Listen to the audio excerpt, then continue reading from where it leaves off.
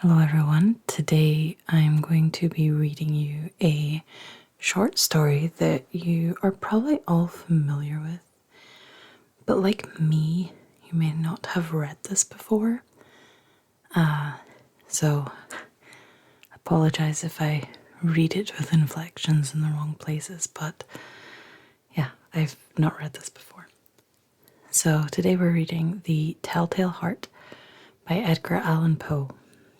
And I'm going to give you 10 seconds or so to guess which year it was published.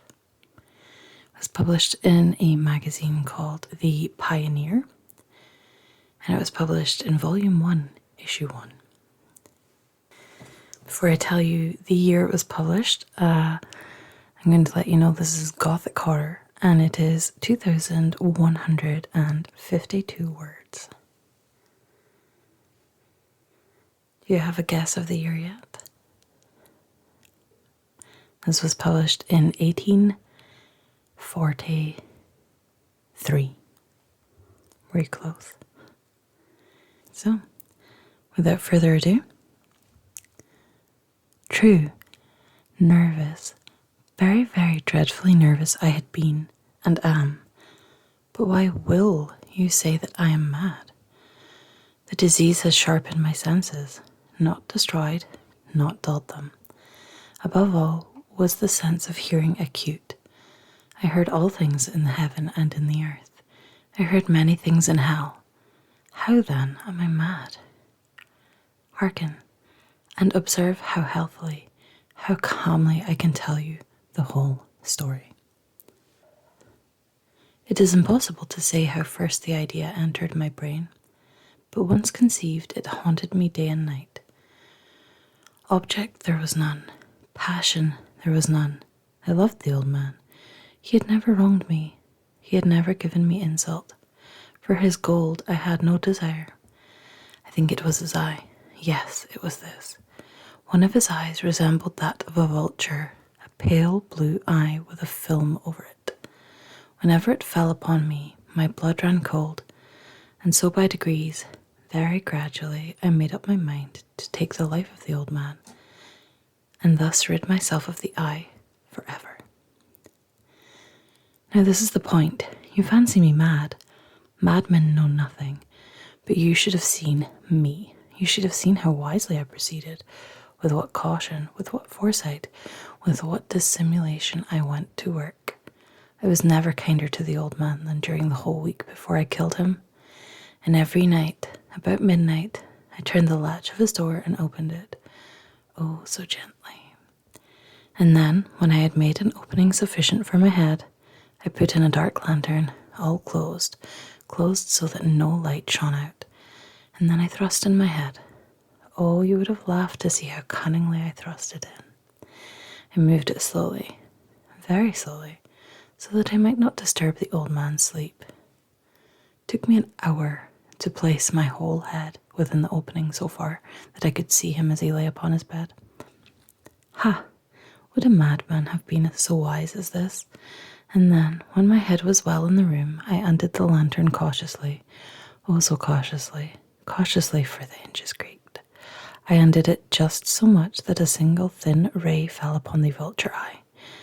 And this I did for 7 long nights, every night just at midnight. But I found the eye always closed, and so it was impossible to do the work, for it was not the old man who vexed me, but his evil eye.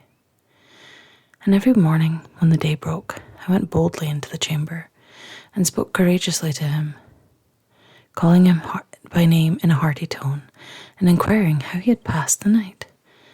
So you see, he would have been a very profound old man indeed to suspect that every night, just at 12, I looked in upon him while he slept.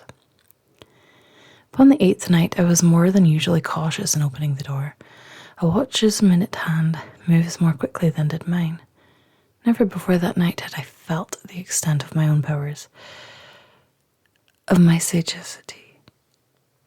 I could scarcely contain my feelings of triumph. To think that there I was, opening the door little by little, and he not even to dream of my secret deeds or thoughts.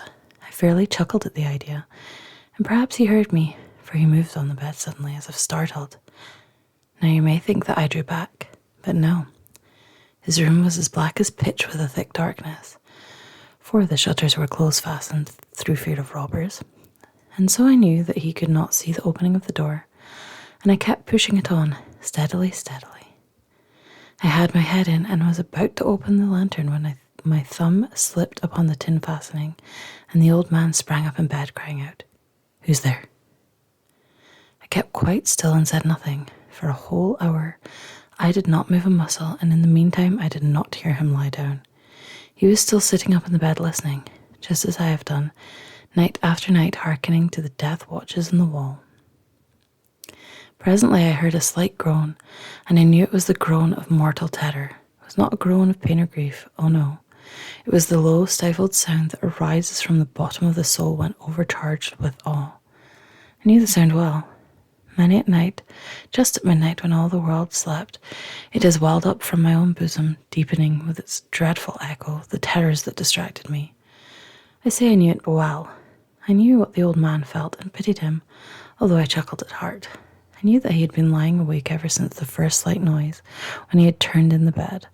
His fears had been ever since growing upon him. He had been trying to fancy them causeless, but could not.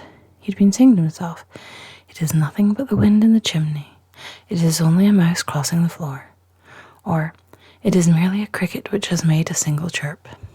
Yes, he has been trying to comfort himself with these suppositions, but he had found all in vain. All in vain. Because death, in approaching him, had stalked with his black shadow before him and enveloped the victim. It was the mournful influence of the unperceived shadow that caused him to feel, although he neither saw nor heard, to feel the presence of my head within the room. When I had waited a long time, very patiently, without hearing him lie down, I resolved to open a little, a very, very little crevice in the lantern. So I opened it. You cannot imagine how stealthily, until, at the length, a single dim ray, like the thread of a spider, shot out from the crevice and fell upon the vulture eye. It was open, wide open, and I grew furious as I gazed upon it.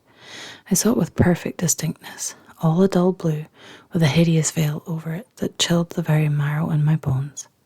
But I could see nothing else of the old man's face or person, for I had directed the ray, as if by instinct, precisely upon the damned spot. And now have I not told you that what you mistake for madness is but over-acuteness of the senses? Now, I say, there came to my ears a low, dull, quick sound, such as a watch makes when enveloped in cotton. I knew that sound well. It was the beating of the old man's heart. It increased my fury, as the beating of a drum stimulates the soldier into courage. But even yet I refrained and kept still. I scarcely breathed. I held the lantern motionless. I tried how steadily I could maintain the ray upon the eye. Meantime, the hellish tattoo of the heart increased. It grew quicker and quicker and louder every instant. The old man's terror must have been extreme. It grew louder, I say louder, every moment. Do you mark me well? I have told you that I am nervous, so I am. And now at the dead hour of the night, amid the dreadful silence of that old house, so strange a noise as this excited me to uncontrollable terror. Yet, for some minutes longer I refrained and stood still. But the beating grew louder. I thought the heart must burst, and now a new anxiety seized me. The sound would be heard by a neighbour. The old man's hour had come. With a loud yell, I threw open the lantern and leaped into the room. He shrieked once only. In an instant, I dragged him to the floor and pulled the heavy bed over him. I then smiled gaily to find the deed so far done. But for many minutes, the heart beat on with a muffled sound. This, however, did not vex me. It would not be heard through the wall. At length it ceased. The old man was dead. I removed the bed and examined the corpse. Yes, he was stone dead. I placed my hand upon the heart and held it there many minutes. There was no pulsation. He was stone dead. His eye would trouble me no more. If still you think me mad, you will think so no longer when I describe the wise precautions I took for the concealment of the body. The night waned, and I worked hastily, but in silence. First of all, I dismembered the corpse. I cut off the head and the arms and the legs. I then took up 3 planks from the flooring of the chamber and deposited all between the scantlings. I then replaced the boards so cleverly, so cunningly, that no human eye, not even his, could have detected anything wrong. There was nothing to wash out, no stain of any kind, no blood spot whatever. I had been too wary for that. A tub had caught all. Ha, ha. When I had made an end of these labours, it was 4:00, still dark as midnight. As the bell sounded the hour, there came a knocking at the street door. I went down to open it with a light heart, for what had I now to fear? There entered 3 men who introduced themselves with perfect suavity as officers of the police. A shriek had been heard by a neighbour during the night. Suspicion of foul play had been aroused. Information had been lodged at the police office, and they, the officers, had been deputed to search the premises. I smiled, for what had I to fear? I bade the gentleman welcome. The shriek, I said, was my own in a dream. The old man I mentioned was absent in the country. I took my visitors all over the house. I bade them search well. I led them at length to his chamber. I showed them his treasures, secure, undisturbed.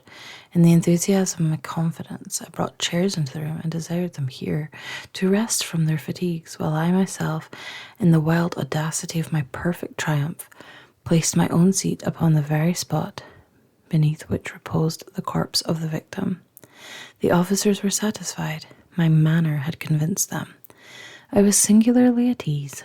They sat, and while I answered cheerily, they chatted of familiar things. But, ere long, I felt myself getting pale and wished them gone. My head ached, and I fancied a ringing in my ears. But still they sat, and still chatted. The ringing became more distinct. It continued and became more distant. I talked more freely to get rid of the feeling, but it continued and gained definitiveness, until, at length, I found that the noise was not within my ears.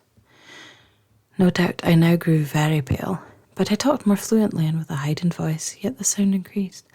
And what could I do?